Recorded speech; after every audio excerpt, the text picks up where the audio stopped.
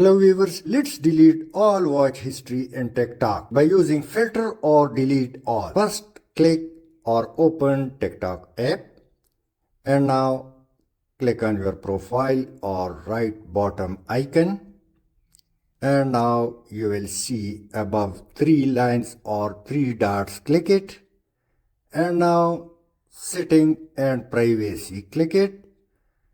Now click activity center and now select watch history at the top and you will see filter option, filter by date. You can use it or simply click select and you can manually select or go at the left bottom and tick mark in this round button in front of select all watch history. And now all history has been selected, so click delete button and then click delete and now your entire watch history has been gone. There is no watch history right now. Thanks for watching.